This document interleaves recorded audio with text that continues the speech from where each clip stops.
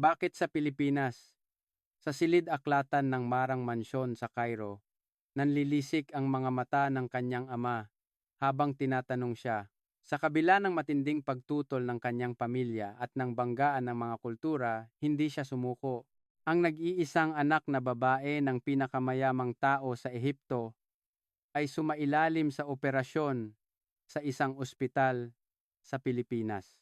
Pagkatapos nito, nanatili siya sa Pilipinas upang mag-aral, nakilala ang isang lalaking Pilipino at nagpakasal.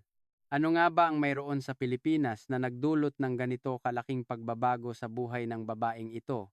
Pakinggan natin ngayon ang kanyang kwento ng pagbangon mula sa kawalan ng pag-asa tungo sa panibagong simula.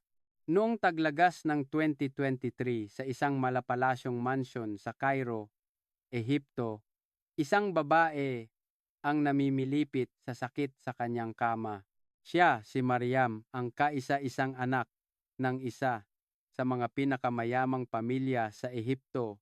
Ang kanyang ama, si Hassan, ang nagmamay-ari ng pinakamalaking kumpanya ng konstruksyon sa Cairo. Ang kanyang ina, si Leila, ay mula sa isang tanyag at iginagalang na angkan. Mula pagsilang, si Mariam ay namuhay na may gintong kutsara sa bibig. Mayroon silang higit sa katulong sa mansyon at 5 mamahaling sasakyan sa garahe.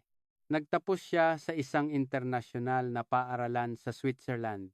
Kumuha ng kursong business management sa London at para sa kanya ang pagpunta sa Paris, Milan o New York ay parang pagpunta lang sa sariling hardin.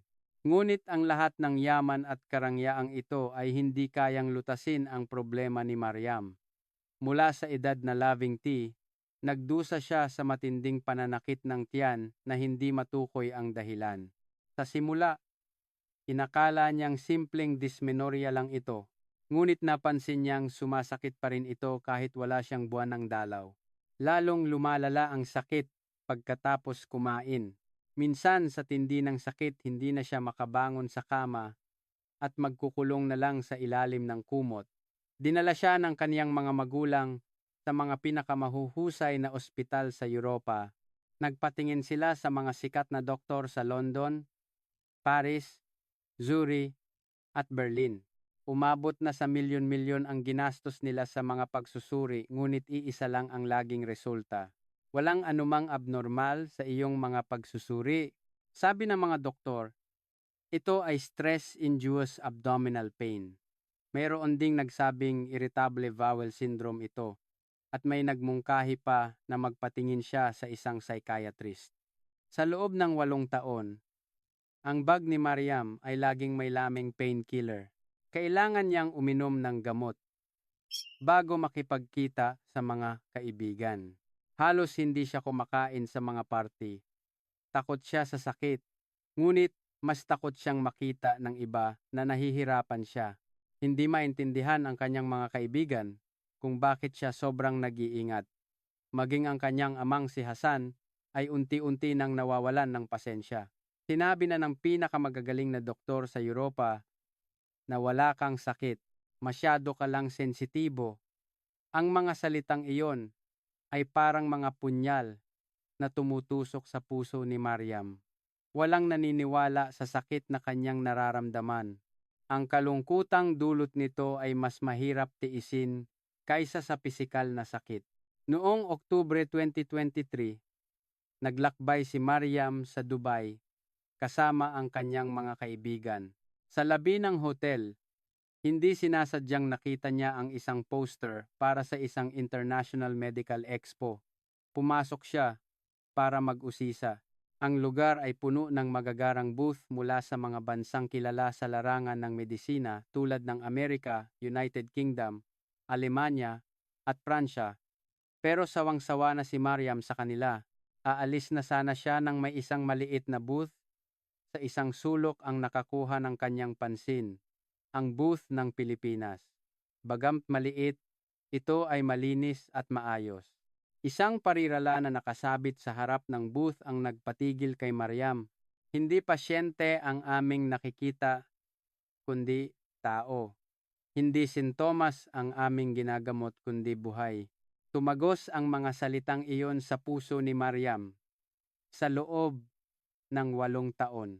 Hindi ba ito ang kanyang hinahanap, ang tratuhin bilang isang tao hindi bilang isang kaso ng sakit, ang maunawaan ang kanyang buong pagkatao hindi lang ang kanyang mga stomas. Pumasok si Mariam sa booth. Nandoon ang isang Pilipinong doktor at isang coordinator na marunong magsalita ng Arabic. Welcome po. Interesado po ba kayo sa serbisyong medikal ng Pilipinas? Magiliw na tanong ng coordinator. Narinig ko na sikat ang Pilipinas sa liver transplant surgery. Kumusta naman sa ibang larangan? Frank ang tanong ni Mariam. Ito lang ang kanyang nalalaman tungkol sa Pilipinas. Hindi nagalit ang coordinator. Sa halip, matiyaga niyang ipinaliwanag. Marami po ang may ganyang akala. Pero ang Pilipinas po ay world class sa lahat ng larangan ng medisina. Lalo na po sa cancer treatment, sakit sa puso, at pag-diagnose ng mga komplikadong karamdaman. Sumali sa usapan ng doktor. Pinapahalagahan po namin ang bawat pasyente. Hindi lang kami tumitingin sa mga resulta ng laboratorio. Masusi naming pinakikinggan ang kwento ng bawat isa. Naantig si Mariam sa mga salitang iyon, ngunit may pag-aalinlangan pa rin siya. 8 taon kong nilibot ang pinakamagagaling na ospital sa Europa, London, Paris, Berlin. Walang nakahanap ng dahilan. Kaya ba talaga ng Pilipinas? Seryosong sumagot ang doktor. Hindi ko po maipapangako pero iba ang aming paraan ng pagtingin sa problema. Pinagsasama namin ang katumpakan ng Western medicine at ang holistic approach ng silangan. Pinakamahalaga sa lahat, naniniwala kami na ang sakit na nararamdaman ng pasyente ay laging may dahilan.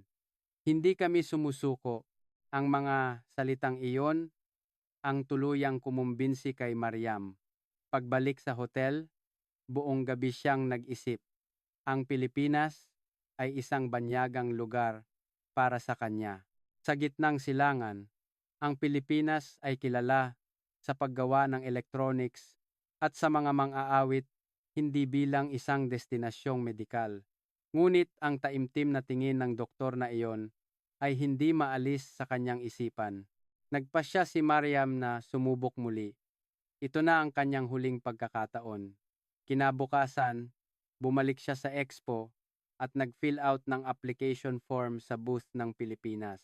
Magandang desisyon po iyan. Pagkatapos ng 1 linggo sa Maynila, sasalubungin namin kayo mula sa airport at tutulungan sa lahat ng proseso, sabi ng coordinator. Pagbalik sa Cairo, ibinalita ni Mariam sa kanyang mga magulang ang plano niyang pumunta sa Pilipinas. Ang kanyang inang si Leila ay maingat na sumang-ayon, ngunit ang kanyang amang si Hasan ay sumabog sa galit Pilipinas. Nasisiraan ka na ba ng bait? Hindi iyan isang bansang nangunguna sa medisina. Isa lang yang bagong industrialisadong bansa. Kung ang pinakamagagaling na ospital sa Europa ay walang nakita, sa tingin mo ba may mahahanap sila sa Pilipinas? Papa, bigyan niyo po ako ng isa pang pagkakataon. 8 taon na sa Europa. Walang nangyari. Ano po ang masama kung susubukan ko ang ibang paraan? Hindi pwede. Maloloko ka lang sa lugar na yan. Ang medical tourism ay para lang kumita ng pera. Niloloko nila ang mga dayuhan para magbayad ng malaki. Kung ganoon, sarili kong pera ang gagamitin ko. Hindi ko hihingiin ang pera mo, Papa. Hindi ito tungkol sa pera. Nag-aalala ako para sa kaligtasan at kalusugan mo. Paano kung mas lumala ang kalagayan mo dahil sa maling paggamot sa lugar na iyan? Ngunit buo na ang desisyon ni Mariam. Para sa kanya, ito na ang huling pag-asa. Sa huli, nag-book si Mariam ng flight nang hindi alam ng kanyang ama. Sinabi niya lang ito sa kanyang ina, "Mama, kailangan kong umalis." Hindi ko alam kung bakit, pero ang tingin ng doktor na Pilipino na iyon ay hindi maalis sa isipan ko. Pakiramdam ko magiging iba ito. Hinawakan ni Leila ang kamay ng anak. Sige anak, ako na ang bahalang kumumbinse sa papa mo. Mag-iingat ka at bumalik ka agad. Sa simula Nobyembre 2023, dumating si Mariam sa Ninoy Aquino International Airport. Ang biyahe ay tumagal ng halos 11 oras. Ang airport ay mas malaki at mas moderno kaysa sa kanyang inaasahan. Ang kalinisan at kaayusan nito ay nagbigay ng magandang unang impresyon kay Mariam. Naghihintay na sa kanya ang coordinator mula sa ospital. Miss Mariam, welcome po. Naging maayos po ba ang biyahe ninyo? Tanong nito sa matatas na Arabic. Gumaan ang pakiramdam ni Mariam nang marinig ang kaniyang sariling wika sa isang banyagang lupain. Habang papunta sa Bonifacio Global City sa Taguig, hindi mapigilan ni Mariam na mamangha sa mga tanawin sa labas ng bintana. Ang mga tulay na tumatawid sa mga ilog, matatayog na gusali, malinis na kalsada, lahat ay kahanga-hanga. Ang Cairo ay laging maingay, ngunit ang Maynila ay iba. May kaayusan sa kabila ng pagiging abala. Ang Metro Manila po ay isang malaking syudad na may milyon-milyong populasyon, pero ang aming healthcare system ay napaka-advanced. Sa loob lang ng 10 minuto, makakarating ka sa isang emergency hospital. Siksik po dito ang mga ospital, paliwanag ng coordinator. 6 ng gabi sila nakarating sa ospital, ngunit ito ay abala pa rin. Ang sumalubong kay Mariam ay si Dr. Isabel Reyes, isang doktora na nasa edad 30 na may banayad ng ngiti na nakapagpapakalma. Sa tulong ng interpreter ang unang sinabi ni Dr. Reyes, Miss Mariam, napakahaba po ng inyong biyahe. Magpahinga po muna kayo ngayong gabi. Bukas po tayo mag-uusap ng masinsinan. Hindi po tayo kailangang magmadali. Ang mga salitang iyon ay nagbigay ng kapanatagan kay Mariam. Sa mga ospital sa Europa, laging limitado ang oras. Kailangan mong sabihin ang lahat sa loob ng hanggang 20 minuto. Ngunit si Dr. Reyes ay handang magbigay ng sapat na oras.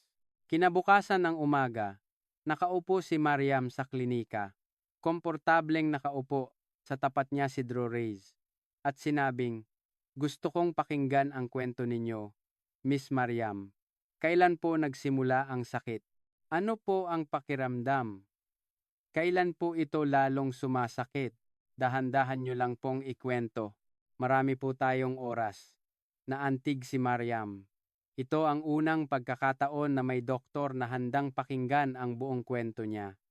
Nagsimula siyang magkwento tungkol sa kanyang pagdurusa. Mula pa noong siya'y 20 taong gulang. Balak niya sanang paikliin lang, ngunit patuloy na nagtatanong si Dr. Reyes at lalong lumalalim ang kanilang pag-uusap. Ano po ang nararamdaman ninyo noon? Ano po ang sinasabi ng mga tao sa paligid ninyo? Anong mga pagsusuri ang ginawa sa inyo? Ano po ang naramdaman ninyo nang marinig ang mga resulta? Ang mga tanong ay hindi lang tungkol sa medikal na aspeto, kundi naglalayong maunawaan ang emosyon, pamumuhay at kapaligiran ni Mariam. Pagkatapos ng halos 2 oras na pag-uusap, sinimulang suriin ni Dr. Reyes ang 8 taong record ng mga pagsusuri na dala ni Mariam. Isa-isang binuklat ni Dr. Reyes ang bawat pahina at nagnotes. Kinabahan si Mariam. Baka marinig na naman niya ang mga salitang walang abnormal na makita. Nag-angat ng tingin si Dr. Reyes. Miss Mariam, marami na po kayong nagawang pagsusuri sa Europa, pero napansin ko na may isang bahagi na nakaligtaan. Ang detalyadong pagsusuri sa inyong reproductive system. Partikular na ang pagsusuri para sa endometriosis ay mukhang hindi po nakumpleto. Endometriosis. Ano po iyon? Gulat na tanong ni Maria. Ipinaliwanag ni Dr. Ray Saliado. Ito po ay isang kondisyon kung saan ang tissue na karaniwang nasa loob ng matris ay tumutubo sa labas nito, tulad ng sa ovaryo, fallopian tubes, o kahit sa paligid ng bituka. Sa bawat buwan ng dalaw, ang mga tissue na ito ay dumudugo rin na nagdudulot ng pamamaga at matinding sakit. Ang mga sintomas ninyo, Miss Mariam, ay eksaktong tumutugma dito. Bumilis ang tibok ng puso ni Mariam. Sa wakas, may narinig siyang isang posibleng paliwanag sa kanyang mga sintomas. Nagsimula ang mga pagsusuri sa araw na iyon. Sa loob ng isang linggo, sumailalim siya sa blood tests, ultrasound, at MRI. Sanay na si Mariam sa proseso, ngunit may pagkakaiba sa ospital sa Pilipinas. Mas metikuloso ang mga technologist at sapat ang oras. Ang sonographer na gumawa ng kanyang ultrasound ay tumingin mula sa iba't ibang anggulo sa loob ng mahigit 30 minuto at ilang beses sinabi, "Sandali lang po, kumpirmahin ko lang po itong bahagi na ito." Pagkatapos ng 3 araw, lumabas ang resulta. Muling ipinatawag ni Dr. Reyes si Mariam sa klinika. Seryoso ang kanyang mukha. "Miss Mariam, may nakita po kaming mga kahinahinalang bahagi sa ultrasound at MRI.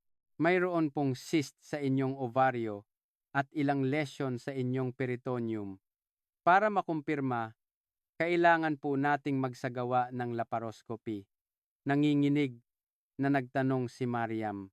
May nakita na po ba talaga sa unang pagkakataon sa loob ng 8 taon? Ang laparoscopy ay isang minor surgery kung saan gagawa ng maliit na butas sa tiyan at magpapasok ng kamera para direktang makita ang loob. Kailangan ng general anesthesia, itinakda ang petsa. Naghintay si Mariam na may halong kaba at pananabik. Sa araw ng pagsusuri, nagsuot si Mariam ng surgical gown at pumasok sa operating room. Sinalubong siya ni Dr. Reyes na nakasuot din ng surgical scrubs. "Huwag po kayong mag-alala. Titingnan po namin ng mabuti. Kung may kailangang gamutin, gagawin po natin kaagad." Nagsimulang mag-iniksyon ang anesthesiologist. Dahan-dahang nawalan ng malay si Mariam. Nagising siya na nasa recovery room na. Hawak ng isang nurse ang kanyang kamay. "Gising na po kayo? Naging matagumpay po ang operasyon. Darating po ang doktor mamaya." Hindi nagtagal, pumasok si Dro Reyes. Sa malabong kamalayan, pinilit ni Mariam na tingnan ang ekspresyon ng doktor. Kumuha ng upuan si Dro Reyes at umupo sa tabi ni Mariam. Pabulong niyang sinabi, "Miss Mariam, nahanap na po natin." Sa mga salitang iyon, bumuhos ang luha ni Mariam. Nahanap na. Talagang nahanap na ang sakit na hindi mahanap ng pinakamagaling na ospital sa Europa. Sa loob ng 8 taon ay natagpuan sa Pilipinas. Nagpatuloy sa pagpapaliwanag si Dr. Reyes. Kumpirmado po na endometriosis ito at malala na po ang kondisyon. May malaking cyst po sa ovaryo at kalat na ang mga lesyon sa peritoneum, lalo na sa paligid ng bituka. May matindi na pong adhesyon o pagdidikit-dikit doon. Kaya po pala sobrang sakit ng tiyan ninyo kapag kumakain. Kaya po pala sobrang sakit pagkatapos kumain dahil doon. Nanginginig na tanong ni Mariam. "Opo, kapag gumagalaw ang bituka, nahihila po ang mga bahaging magkakadikit na nagdudulot ng sakit. Sa pagsusuri kanina, tinanggal na po namin ang mga kaya naming tanggalin. Inalis na po namin ang malaking cyst at ang mga kitang-kitang lesyon. Pagkatapos nito, sasabayan po natin ang hormone therapy at malaki po ang igiginhawa ng pakiramdam ninyo." Umiiyak na nagtanong si Mariam, "Bakit po hindi ito nahanap ng mga ospital sa Europa? Ang laki na po ng nagastos ko." Maingat na sumagot si Dr. Reyes. "Ang endometriosis po ay mahirap i-diagnose gamit ang mga karaniwang pagsusuri, lalo na yung mga kumalat sa peritoneum at bituka. Kailangan po talaga ng laparoscopy para direktang makita at makumpirma."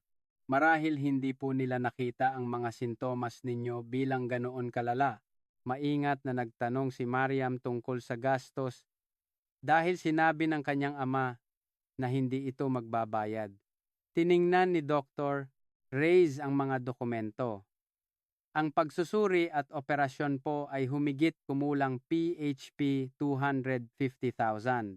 Hindi makapaniwala si Mariam. PHP 5T. Katumbas lang ito ng halos 4,000 British pounds. Sa Europa, ang katulad na pagsusuri at operasyon ay aabutin ng hindi bababa sa 40,000 libo. Halos 10 beses ang pagkakaiba. Ganoon lang po ba talaga? Muling kumpirmasyon ni Mariam, ngumiti si Dr. Reyes. Opo, kasama na po dyan ang bayad sa ospital. Ang presyo po ng serbisyong medikal sa Pilipinas ay napakamakatwiran. Ang aming layunin ay gamutin ang pasyente, hindi ang kumita ng pera. Muling napaiyak si Mariam sa mga salitang iyon.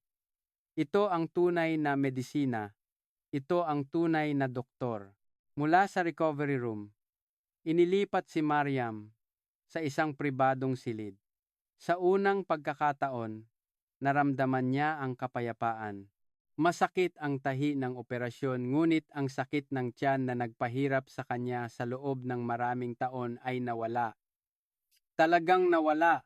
Hinaplos ni Mariam ang kanyang tiyan. Hindi makapaniwala. 8 taon ito ang unang pagkakataon na nakahiga siyang walang sakit. Ang kasama niya sa kabilang kama ay isang pasyenteng Pilipino. Isang babaeng nasa edad 6 na naoperahan din dahil sa parehong karamdaman. Nang dumalaw ang anak ng babae, binatin ito si Mariam. Dayuhan po kayo? Ang layo po yata ng pinanggalingan ninyo. Tanong nito sa Ingles. Tumango si Mariam. Oo, galing ako sa Ehipto, nagulat ang anak. Wow, Ehiyo, ang layo po talaga. Ganoon na po ba kasikat ang ospital namin? Taos-pusong sumagot si Mariam. Hindi lang sikat, iniligtas nito ang buhay ko.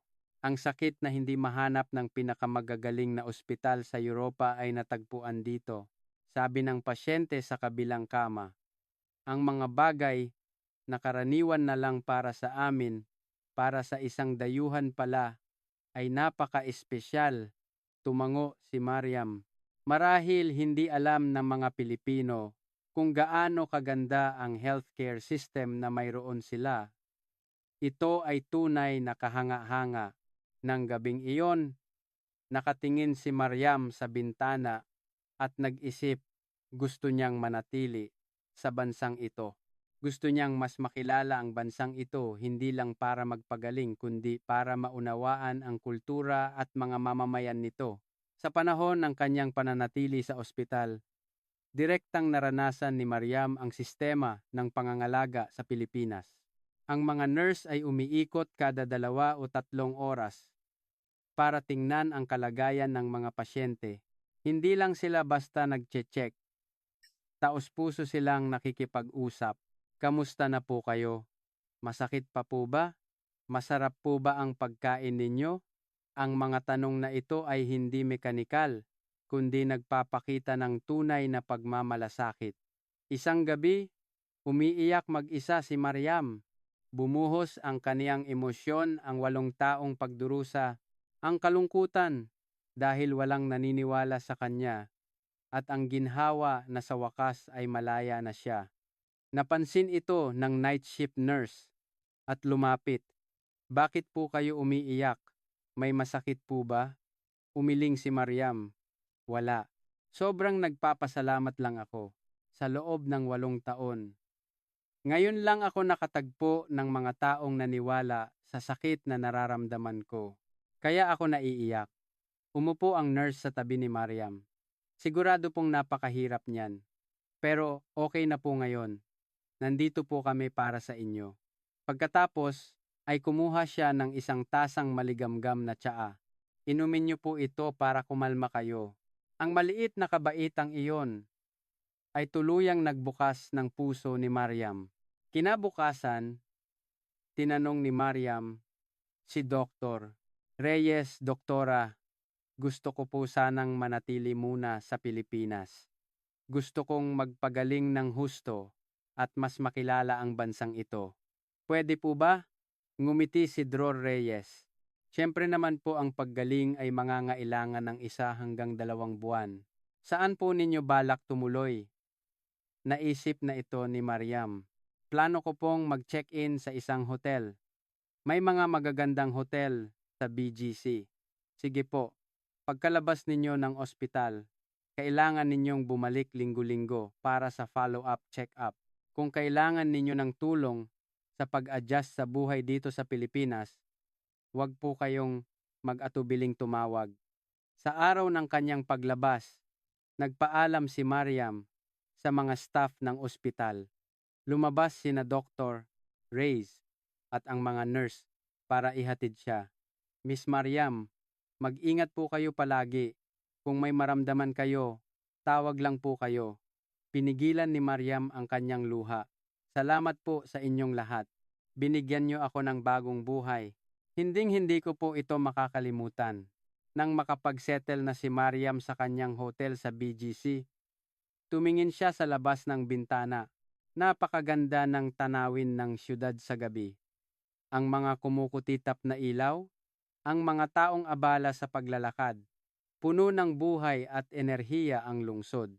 Naisip ni Mariam, gusto niyang magsimulang muli sa siyudad na ito. Nang gabing iyon, gumawa siya ng isang mahalagang desisyon.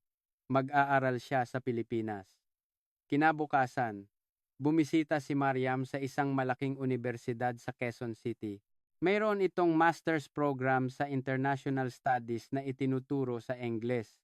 Habang nagtatanong-tanong, nakumbinsi si Mariam na dito niya gustong mag-aral, kwalipikado siya at kung maihahanda niya ang mga dokumento, makakapasok siya sa susunod na semestre. Pero may isang problema, sabi ng admissions officer. Kailangan niyang kumbinsihin ang kanyang ama. Tumawag si Mariam sa Cairo. Si Hasan ang sumagot, Mari, oras na para umuwi. Huminga ng malalim si Mariam. Papa, gusto ko pong mag-aral dito sa Pilipinas. Mag-aaral po ako ng masters. Natahimik ang kabilang linya. Pagkatapos, sumabog ang kanyang ama. Ano? Mag-aral sa Pilipinas? Nababaliw ka na ba? Sapat na ang degree mo sa London. Bakit kailangan mo pang mag-aral diyan? Umuwi ka na ngayon din, Papa. Dito po ako gumaling at gusto ko pong mas makilala ang bansang ito. Buhay ko po ito. Hindi ba buhay mo? Ang buhay mo ay dito sa Cairo. Marami kang dapat gawin para sa pamilya. Huwag mong sayangin ang oras mo diyan, Papa. Nasa hustong gulang na po ako. Pakiusap. Igalang ninyo ang desisyon ko. 1 taon lang po. Hayaan ninyo akong mag-aral dito ng 1 taon. Sa huli, galit na ibinaba ni Hasan ang telepono. Ngunit hindi sumuko si Mariam. Tumawag siya sa kanyang ina at ipinaliwanag ang lahat. Nangako ang kanyang ina na kukumbinsihin niya ang kanyang ama. Makalipas ang ilang araw, tumawag ang kanyang ina. Sabi ng papa mo, 1 taon lang daw, pero 1 taon lang talaga. Naiintindihan mo ba? Natuwa si Mariam. Sapat na ang 1 taon. Sapat na iyon para tapusin ang kanyang masters. Inihanda niya ang mga dokumento at nag-apply. Makalipas ang 2 buwan, natanggap niya ang acceptance letter. Noong Marso 2024, opisyal nang naging graduate student si Mariam sa Pilipinas bago sa kanya ang buhay estudyante. Ang makasama ang mga estudyante mula sa iba't ibang panig ng mundo ay nagbukas ng bagong mundo para sa kanya. Humanga siya sa kasipagan ng mga estudyanteng Pilipino. Ang pagpupuyat sa library at ang buong pusong pagtatrabaho sa mga group project ay kahanga-hanga. Isang araw, habang naghahanap ng libro sa library, nabangga ni Mariam ang isang lalaki. Nalaglag ang mga libro sa sahig. Sabay silang yumuko para pulutin ang mga ito.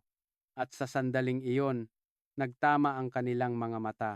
Ang lalaki ay mukhang nasa 30s at Pilipino. Pasensya na, hindi ako tumitingin sa dinaraan ko. Sabi nito sa matatas na Ingles. Nagsorry din si Mariam. Hindi. Ako ang dapat mag-ingat.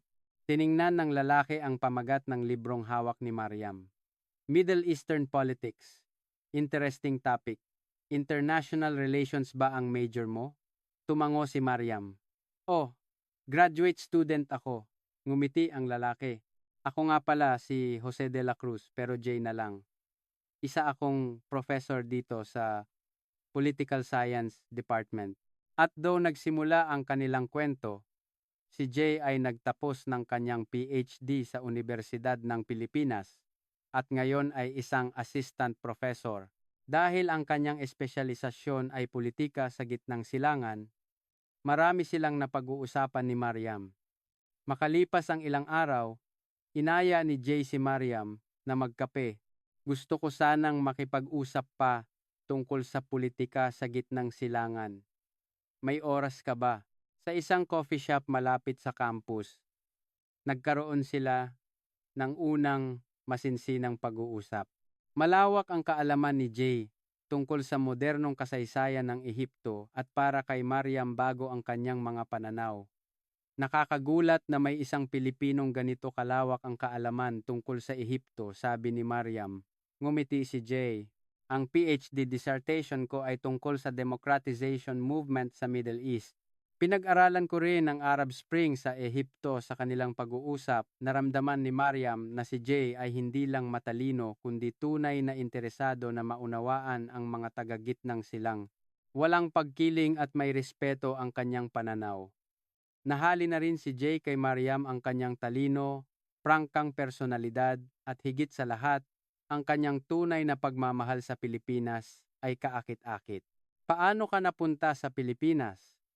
Karamihan ng international students ay sa Amerika o Europa pumupunta, tanong ni Jay.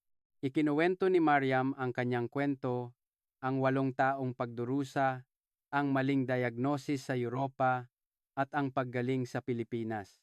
Seryosong nakinig si Jay. Hinawakan niya ang kamay ni Mariam. Siguradong napakahirap niyan. Pero okay ka na ngayon ba? Tumango si Mariam. Oo. Iniligtas ako ng Pilipinas, kaya gusto kong mas makilala ang bansang ito. Ngumiti si Jay, para tunay na makilala ang Pilipinas. Kailangan mong matutong magtagalog. Gusto mo? Turuan kita. At ganoon nga, naging guro ni Mariam sa Tagalog si Jay. 2 hanggang 3 beses silang nagkikita sa isang linggo. Siyempre, hindi lang sila nag-aaral, sabay din silang kumakain at namamasyal.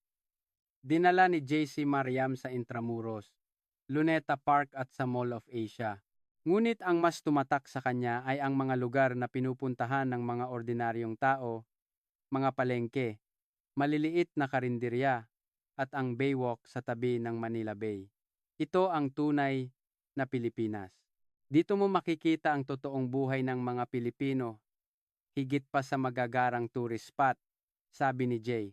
Sumang-ayon si Mariam. Kumain sila ng sisig sa isang food park sa poblasyon. Uminom ng beer habang kumakain ng inihaw na pusit sa tabi ng dagat at naranasan ang masayang gulo ng isang dampa. Unti-unting niyakap ni Mariam ang kulturang Pilipino.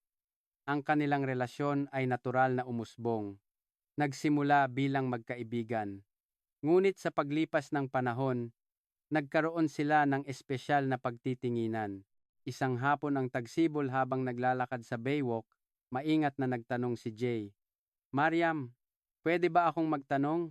Tumango si Mariam. Kahit ano, pwede ba kitang ligawan? Namula ang mukha ni Jay.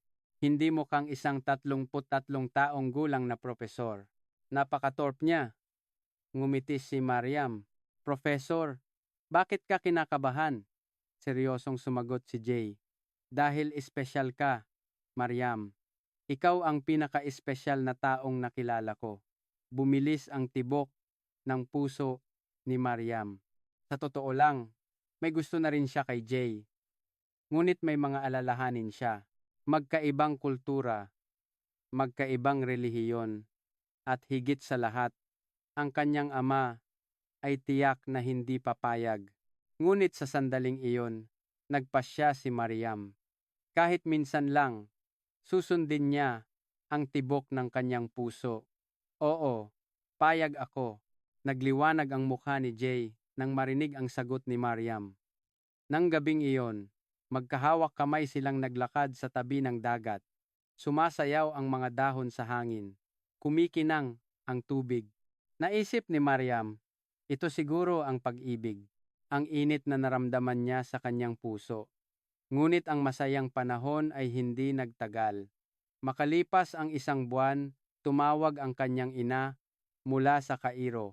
Mariam, nakita ng papa mo ang litrato mo. May kasama kang lalaki, magkahawak kamay. Kinabahan si Mariam. Mukhang may kumuha ng litrato at ipinadala sa kanyang ama. May kakilala sila sa Cairo na nasa Maynila rin. Mama, ako. Susubukan sanang magpaliwanag ni Mariam ngunit naunahan siya ng ina. Pinapauwi ka na ng papa mo. Kung hindi, puputulin niya ang sustento mo. Kahit may sariling pera si Mariam, hindi niya inasahan na gagawin ito ng kanyang ama. Mama, nakilala ko na po ang taong mahal ko. Mabuti po siyang tao. Bumuntong hininga ang kanyang ina. Alam ko anak, pero alam mo kung paano ang pamilya natin. Ang lalaking pakasalan mo ay napili na. Anak siya ng isang tanyag na pamilya sa Cairo. Matagal napagkasunduan ang papa mo. Nabigla si Mariam. Mayroon na pala siyang mapapangasawa na hindi niya man lang alam. Ayoko po. Gusto kong magpakasal sa taong mahal ko. Matigas na sabi ni Mariam. Nag-aalang sumagot ang kanyang ina. Mariam, paano ka mabubuhay kung pakakasalan mo ang Pilipinong yan? Hindi ka na makakabalik sa Ehipto, itatakwil ka ng ating pamilya. Iyan ba talaga ang gusto mo? Hindi makasagot si Mariam. Sa totoo lang, hindi niya pa naiisip ng ganoon kalalim. Ano ang ibig sabihin ng magpakasal kay Jay? Ano ang mga konkretong mangyayari? Hindi niya pa ito napag-isipan.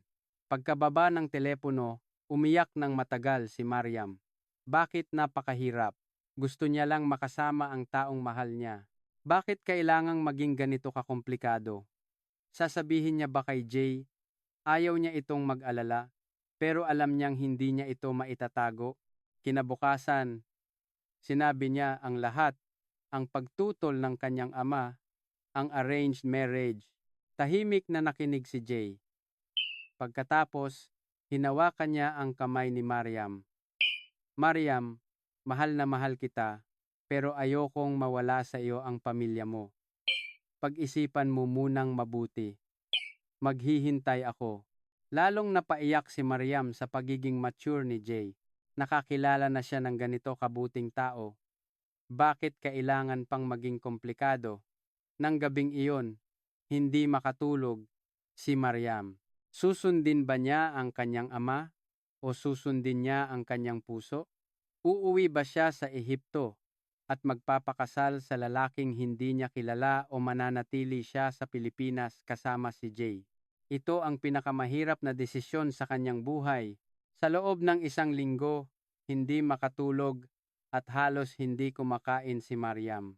Araw-araw siyang tinitingnan ni Jay na may pag-aalala ngunit hindi niya ito minadali. Binigyan niya si Mariam ng oras para magdesisyon. Isang araw, bumisita si Mariam kay Dr. Reyes. Bagam may regular siyang check-up, ang totoo ay gusto niyang humingi ng payo. Pagkatapos ng konsulta, ikinuwento ni Mariam ang kanyang sitwasyon. Tahimik na nakinig si Dr. Reyes. Pagkatapos sinabi nito, Miss Maria, mahirap pong magbigay ng payo dahil buhay ninyo po yan. Pero isa lang po ang sasabihin ko. Minsan na po kayong nagdusa dahil binaliwala ninyo ang senyales ng inyong katawan. Sana po, sa pagkakataong ito, huwag ninyong baliwalain ang senyales ng inyong puso. Tumagos sa puso ni Mariam ang mga salitang iyon. Tama, sa loob ng 8 taon, nagbibigay ng senyales ng sakit ang kanyang katawan, pero walang naniwala. Ngayon, ang puso niya ang nagbibigay ng senyales. Mahal niya si Jay. Gusto niya itong makasama. Babalewalain niya ba ulit ito? Nagpasya si Mariam. Kakausapin niya ng harapan ng kanyang ama. Lilipad siya pabalik sa Cairo at kukumbinsihin ito. Nang sabihin niya ito kay Jay, sinabi nitong sasama siya. Ayokong pumunta ka doon mag-isa. Sasama ako para magpakilala ng maayos.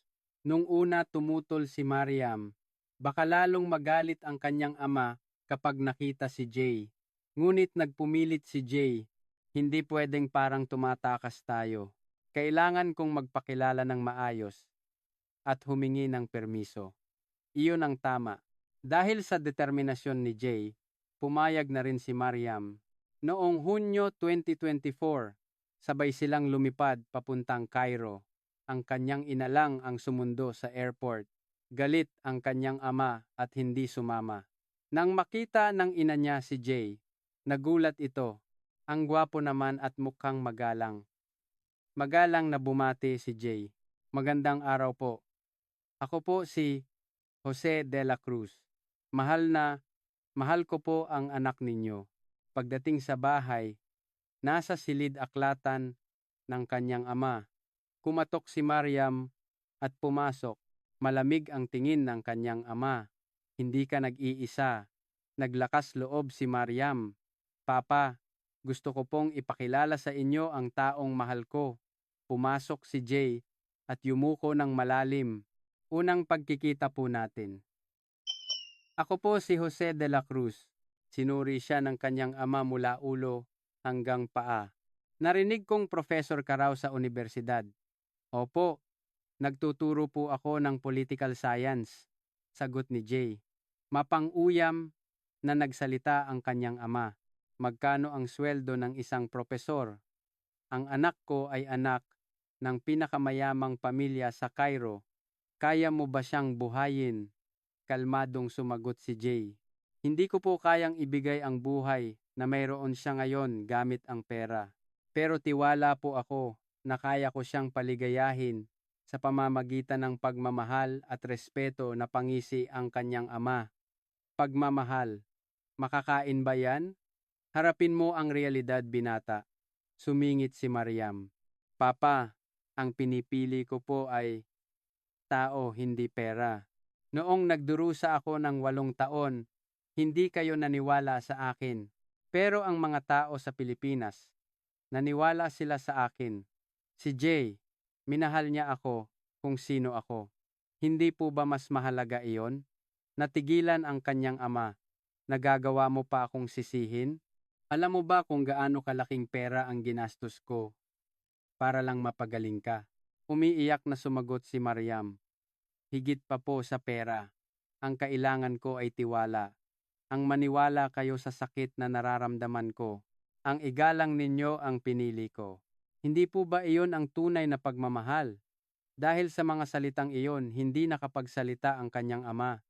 Pagkatapos ng mahabang katahimikan, malamig niyang sinabi, sige, gawin mo ang gusto mo, pero hindi ko siya tatanggapin.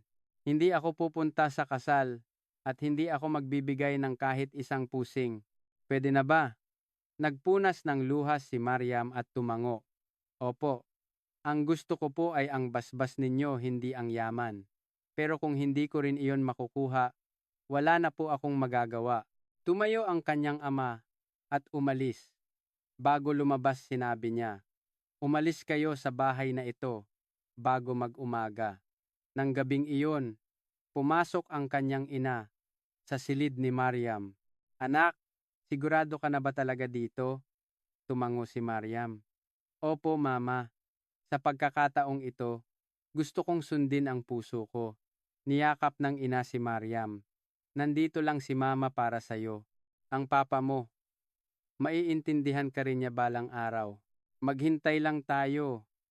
Kinabukasan ng umaga, nag-impake sina Mariam at Jay. Sa may pintuan may iniabot ang kanyang ina na isang maliit na kahon. Ito ang natanggap ko noong ikinasal ko. Gusto kong ibigay sa'yo. Binuksan ni Mariam ang kahon. Nasa loob nito ang isang magandang diamond necklace. Mama, niyakap niya ito. Hinawakan ng mahigpit ng ina ang kamay ng anak. Maging maligaya ka, anak. Pagbalik sa Maynila, gumaan ang pakiramdam ni Mariam. Ngunit mayroon ding lungkot. Tila naputol na ang ugnayan nila ng kanyang ama. Masakit iyon, ngunit kasabay nito malaya na siya. Sa unang pagkakataon, pinili niya ang sarili niyang landas. Inalo siya ni Jay. Magiging maayos din ang lahat. Ipakita natin sa kanya kung gaano tayo kasaya at magbabago rin ang isip niya. Nagsimula silang maghanda para sa kasal, ngunit may isang problema. Hindi pa nakikilala ng mga magulang ni Jay si Mariam. Tumawag si Jay sa kanyang mga magulang sa Cebu. Ma, pa, mag-aasawa na po ako. Gusto niyo po ba siyang makilala? Natuwa ang ina ni Jay. Talaga, anak? Anong klasing babae siya? Gusto na naming makilala ang magiging manugang namin. Nagpasya silang magkita sa susunod na weekend. Ang mga magulang ni Jay ay nakatira sa Cebu. Isang retiradong guro ang kanyang ama at isang may bahay naman ang kanyang ina. Isang tipikal na middle class na pamilya. Kinakabahan si Mariam. Tatanggapin kaya nila ang isang dayuhang manugang? Habang nasa eroplano papuntang Cebu, mahigpit na hinawakan ni Jay ang kamay ni Mariam. Huwag kang mag-alala, mababait ang mga magulang ko. Sa Mkanghen, Cebu International Airport, naghihintay na ang mga magulang ni Jay. Nang makita ng ina, si Mariam, agad itong ngumiti. Naku, ang ganda naman pala! May dahilan pala kung bakit mataas ang standard ng Jay namin. Ang bahay nila Jay ay isang apartment hindi malaki ngunit maaliwalas. Ang lamesa ay puno ng masasarap na pagkaing inihanda ng kanyang ina dahil dayuhan ka. Hindi ko alam kung ano ang gusto mo, kaya nagluto ako ng iba't ibang putahe. Sabihin mo lang kung hindi mo gusto, ha? Naantig si Mariam sa kabaitan ng ina. Habang kumakain, nagtanong ang ama ni Jay. Mariam, paano kayo nagkakilala nitong si Jay namin? Ikinuwento ni Mariam ang lahat mula sa pagkakabangga sa library hanggang sa kanyang sakit at ang dahilan kung bakit siya napunta sa Pilipinas. Umiiyak na nakinig ang ina ni Jay. Kawawa ka naman pala, pero mabuti na lang at gumaling ka sa ospital dito sa bansa namin. Seryosong nagtanong ang ama, paano naman ang usapin sa relihiyon? Muslim ka ba, Mariam? Sinabi ni Mariam ang inihanda niyang sagot. Opo, Muslim po ako. Pero kahit ano pa man po ang relihiyon ni Jay, igagalang ko po ito. Hanggat nirerespeto po natin ang paniniwala ng isa't isa, sa tingin ko po ay magiging maayos kami. Sumingit si Jay. Wala po akong partikular na relihiyon, pero igagalang ko po ang relihiyon ni Mariam. Kung magkakaanak po kami, ituturo po namin sa kanila ang parehong pananampalataya. Ang pinakamahalaga po ay ang pagmamahal at respeto sa isa't isa. Hindi po ba? Tumango ang ama ni Jay. Tama, ganyan na ang panahon ngayon. Pag-ibig ang pinakamahalaga. Pagkatapos kumain, hinila ng ina si Mariam papunta sa isang silid. Mariam, sa totoo lang, noong una nag-alala ako, dayuhang manugang, magkaiba ang wika, magkaiba ang kultura. Paano kaya? Pero ngayong nakita na kita, nakikita kong mabuti ang puso mo at mahal mo talaga ang Jay namin. Sapat na iyon. May kinuha ang ina mula sa isang drawer, isang maliit na kahon. Ito ay bigay pa ng nanay ko. Sabi niya, ibigay ko raw sa magiging manugang ko. Gusto kong ibigay sa Mariam. Nasa loob ng kahon ang isang singsing na jade.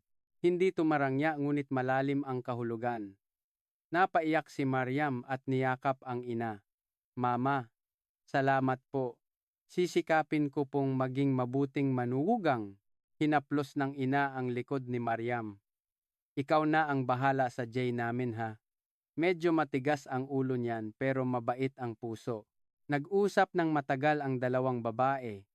Nang bumalik sila sa sala, sinabi ng ama ni Jay sa anak, Anak, mabuting tao si Mariam. Alagaan mo siyang mabuti. Swerte po ako pa, sagot ni Jay. Sa eroplano pabalik mula Cebu, nakatingin si Mariam sa bintana. Ang sarili niyang mga magulang ay tutol. Ngunit ang mga magulang ni Jay ay buong puso siyang tinanggap. Nakakatawa ang mundo. Ngunit sapat na sa kanya na may isang pamilyang nagbibigay ng basbas. Itinakda ang kasal sa Setyembre 2025 sa isang maliit na events place sa Maynila. Hindi ito magiging marangyang kasal. Walang darating mula sa pamilya ni Mariam. Ang mga pamilya at kaibigan lang ni Jay ang dadalo. Ngunit para kay Mariam, ayos lang iyon. Mas mahalaga na makasama ang mga taong tunay na nagmamahal sa kanila. Isang linggo bago ang kasal, binisita ni Mariam si Dr. Reyes para iabot ang imbitasyon. Doktora, kailangan niyo pong pumunta.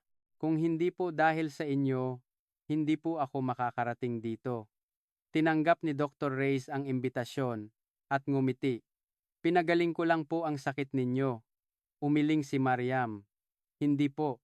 Binago niyo po ang buhay ko. Hindi lang po sakit ang ginamot ninyo. Isang gabi bago ang kasal, mag-isa si Mariam sa kanyang hotel room. Bukas, magiging asawa na siya ni Jose de la Cruz. Mula sa pagiging anak mayaman sa Cairo, magiging asawa siya ng isang ordinaryong profesor sa Pilipinas. Nagsisisi ba siya? Hinding-hindi. Ngumiti si Mariam sa salamin. Sigurado siyang tama ang kanyang desisyon. Magiging masaya siya. Biglang may kumatok sa pinto. Sino yan? Pagbukas niya, nakatayo roon ang kanyang ina. Mama! Gulat na niyakap ni Mariam ang ina. Paano po kayo nakarating dito? Umiiyak na sumagot ang ina. Ikakasal ang anak ko. Paanong hindi ako pupunta? Tumakas ako sa papa mo. Binuksan ng ina ang isang malaking maleta. Nasa loob nito ang isang tradisyonal na damit pangkasal na isinuot pa ng lola ni Mariam. Isang napakagandang tradisyonal na damit mula sa Ehipto, isuot mo ito sa kasal mo. Huwag mong kalimutan ang iyong pinagmulan. Umiiyak na niyakap ni Mariam ang ina. Salamat mama. Maraming salamat. Setyembre 5, 2025. Dumating ang araw ng kasal ni Mariam. Ang events place ay hindi malaki ngunit puno ng init at pagmamahal. Unti-unting dumarating ang mga bisita, pamilya ni Jay, mga kaibigan, mga kasamahan sa universidad at mga kaibigan ni Mariam mula sa graduate school. Dumating din si Dr. Reyes at ilang mga nurse na nag-alaga sa kanya. Ang pinakamalaking sorpresa ay dumating bago magsimula ang seremonya. Bumukas ang pinto ng venue at pumasok ang isang lalaki, ang ama ni Mariam si Hassan. Hindi makapaniwalang tiningnan ni Mariam ang kanyang ama. Seryoso ang mukha nito. Ikakasal ang anak ko. Hindi pwedeng wala ang ama. Nasa tabi nito ang kanyang ina, nakangiti. Mukhang kinumbinsi ng ina ang ama kagabi. Mahal, hahayaan ba nating habang buhay tayong kamuhian ng ating anak, puntahan natin siya at bigyan ng basbas? Iyon ang dapat gawin ng isang magulang. Buong gabi siyang kinumbinsi. At sa huli, pumayag na rin ang ama. Humarap si Hassan kay Jay. Kinakabahang yumuko si Jay. Sir, buti po nakarating kayo. Sinuri ni Hassan si Jay mula ulo hanggang paa at sinabi sa matigas na boses, kapag pinaiyak mo ang anak ko, hindi kita patatawarin. Kailangan mo siyang paligayahin habang buhay. Seryosong sumagot si Jay. Gagawin ko po ang lahat. Tinitigan ni Hassan si Jay sandali at pagkatapos ay inilahad ang kamay. Inaasahan ko yan. Ang pag-abot ng kamay na iyon ay nagpaiyak kay Mariam. Hindi man ito lubusang pagpapatawad, pero kahit paano may pagtanggap na. Nagsimula ang kasal.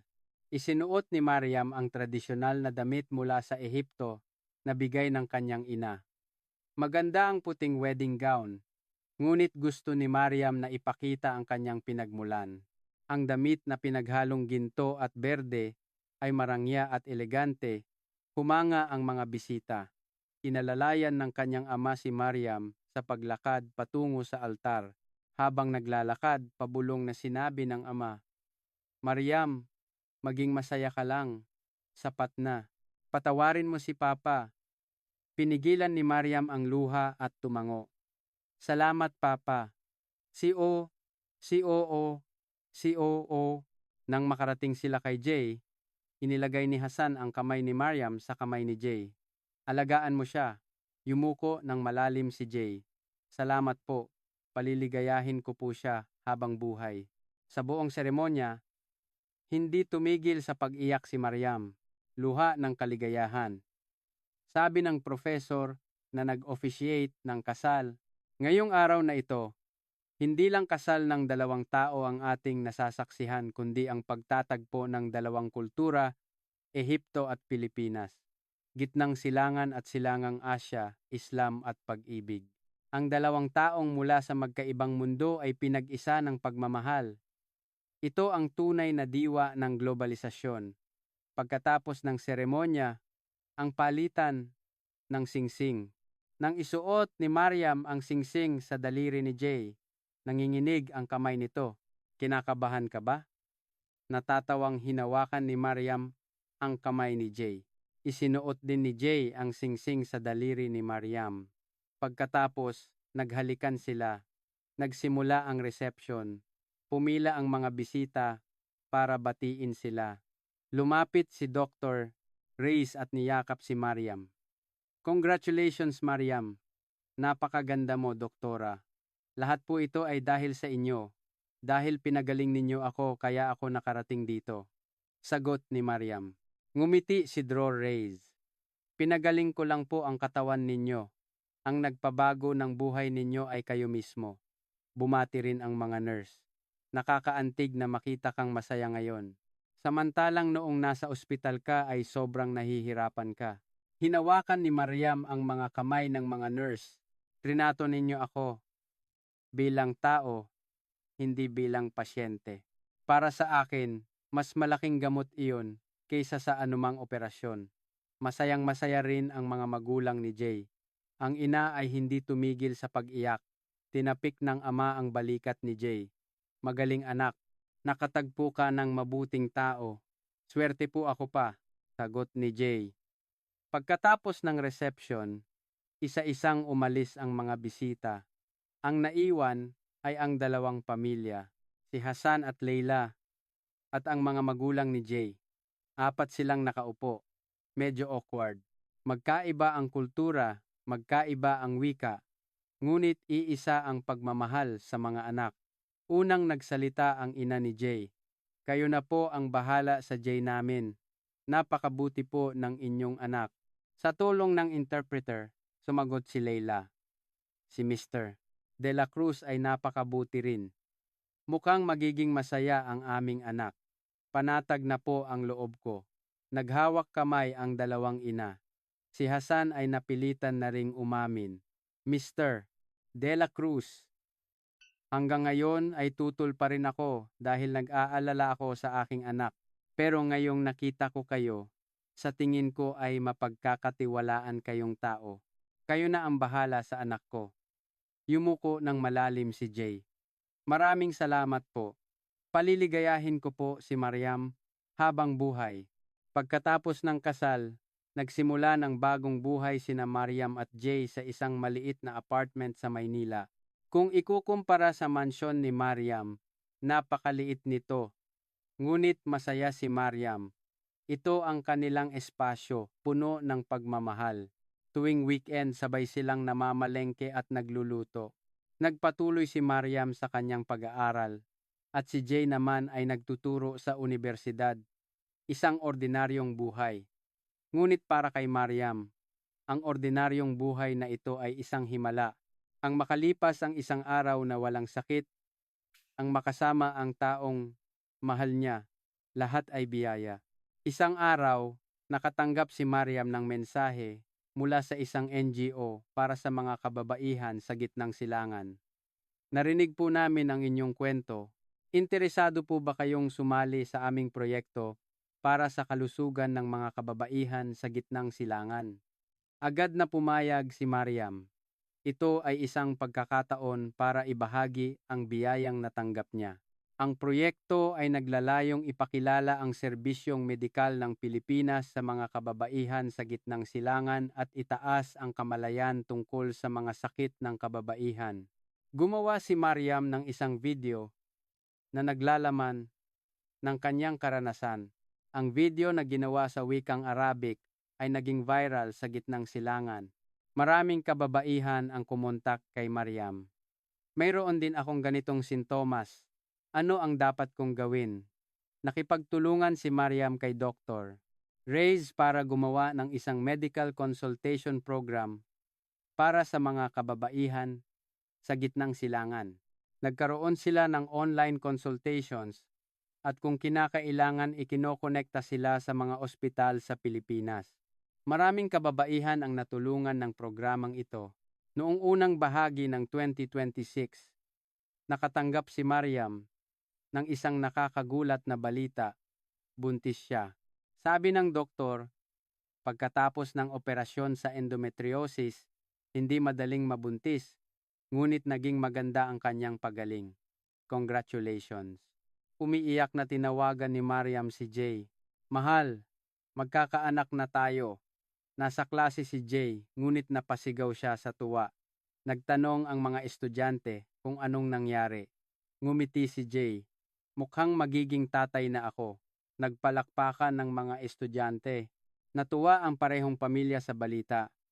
Tumawag si Hasan mula sa Cairo. Anak, congratulations. Magiging lolo na ako. Hindi makapaniwala si Mariam na lumambot na ang boses ng kanyang ama. Sa paglipas ng panahon, unti-unti na itong bumubukas. Pumunta ang mga magulang ni Jay sa Maynila para alagaan si Mariam.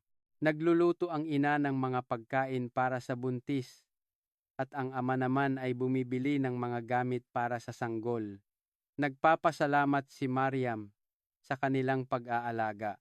Bagamat malayo ang sarili niyang mga magulang, ang kanyang mga biyanan ay parang tunay na magulang na rin sa kanya. Kahit buntis, hindi tumigil si Mariam sa kanyang mga advokasya. Ipinagpatuloy niya ang kampanya para sa kalusugan ng mga kababaihan sa gitnang silangan at nagbigay ng mga online talks. Kung makakatanggap kayo ng tamang lunas, magkakaroon din kayo ng malusog na buhay. Ang mensahe ni Mariam ay nagbigay ng pag-asa sa maraming kababaihan. Noong Setyembre 2026, nagsilang si Mariam ng isang malusog na batang lalaki. Kamukha ng kanyang ama, maitim na buhok at bilugang mga mata. Pinangalanan siyang Karim de la Cruz. Ang Karim ay nangangahulugang marangal sa Arabic at ang de la Cruz ay apelyido ng kanyang ama. Isang pangalang sumasalamin sa dalawang kultura. Noong Pebrero 2027, lubos nang nagbago ang buhay ni Mariam.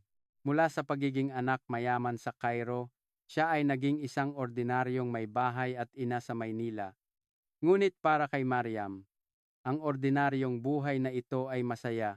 Isang mapagmahal na asawa, isang malusog na anak, at isang araw-araw na walang sakit. Ito ang buhay na pinangarap ni Mariam. Pagkatapos ng kanyang masters, nagtrabaho si Mariam sa isang cultural exchange group na nag-uugnay sa gitnang silangan at Pilipinas. Ang pangunahing trabaho niya ay tulungan ng medical tourism ng mga kababaihan mula sa gitnang silangan at itaguyod ang kampanya para sa kalusugan ng kababaihan. Ang kwento ni Mariam ay naging tanyag sa gitnang silangan at maraming media ang humiling ng panayam.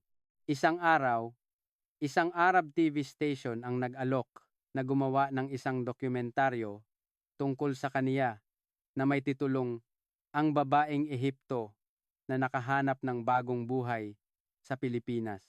Pagkatapos pag-isipan, pumayag si Mariam kung ang kanyang karanasan ay makakatulong sa mas maraming tao, handa siyang ibahagi ito.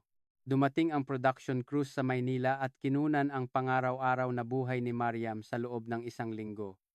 Ang kanyang paggising at pagkain ng almusal, kasama ang pamilya, ang kanyang mga check-up sa ospital, ang kaniyang mga online consultation sa mga kababaihan sa gitnang silangan at ang kanyang gabi, kasama sina Jay at Karim.